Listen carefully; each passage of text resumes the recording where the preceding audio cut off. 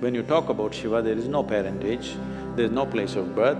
It's very common to refer to Shiva as Yaksha Swarupa. Yakshas means always those kind of beings which are not human.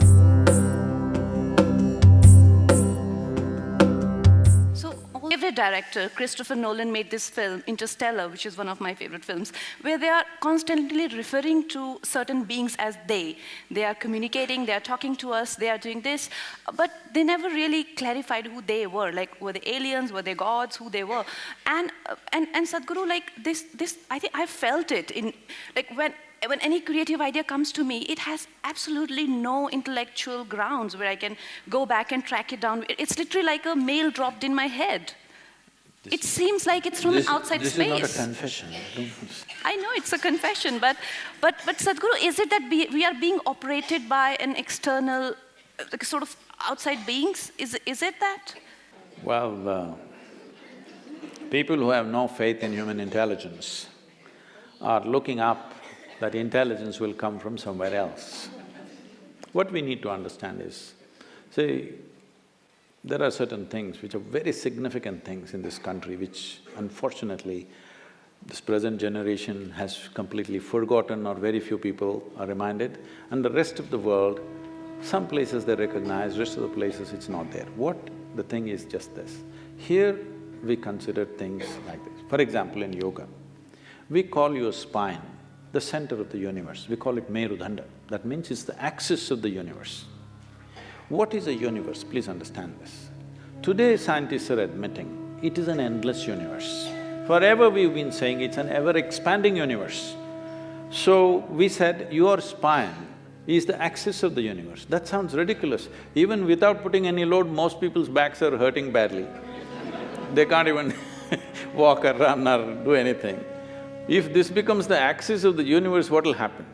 Why we are saying this is, see, you know there is a universe or you think there is a universe only by your experience, isn't it so? If you did not experience, if you could not see this, if you could not see like this and feel like this, you wouldn't know there is a universe. Only because of your experience there is a universe.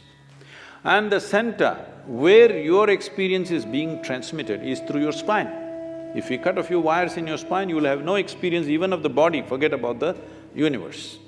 So because your ability to experience the universe is rooted and centered in your spine, we are calling your spine as the axis of the universe. Suppose this hall, see now we know the boundaries of this hall. Now we can debate whether this is the center of this hall or that is the center of this hall. Suppose there are no boundaries to this hall. How would you decide which is the center of this hall? Where you are is the center of the hall, isn't it?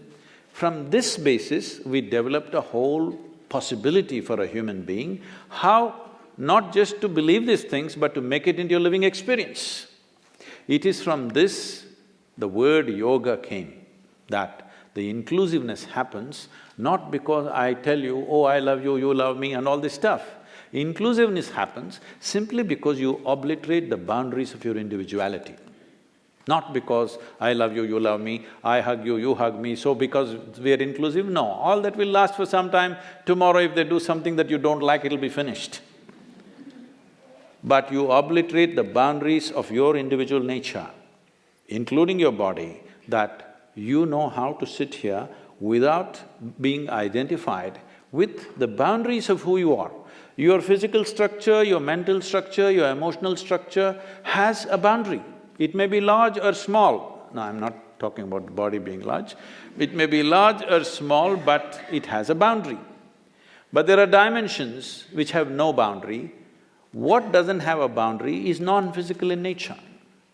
So our focus has always been on that dimension, which is non-physical. That is why Shiva became the most important thing, because Shiva means that which is not, that which is non-physical. Now is he the yogi that we're talking about, is he a human being, did he come from somewhere else?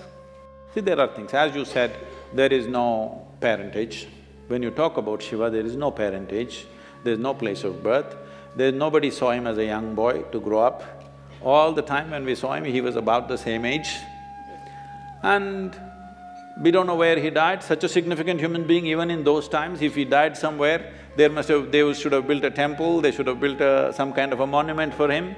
Nothing like that happened. So there is no birth, there is no death, there is no parentage, there is no siblings, there is no anything to prove that he was here. Does it mean to say we can assume he came from somewhere? Not necessarily. But in many of the… if you look at the lore, it's very common to refer to Shiva as Yaksha Swarupa. This means, Yakshas means always those kind of beings which are not human, but who supposed to have existed in the natural environment in this planet, in the forests and other things. Whatever we were referring to, some kind of beings or creatures or whatever you want to call them, who are not human in nature. So many times in the lore, you will see any number of songs and other things talking about Shiva as a Yaksha Swarupa. So there are many things which point, but there is no specific proof that he came from elsewhere.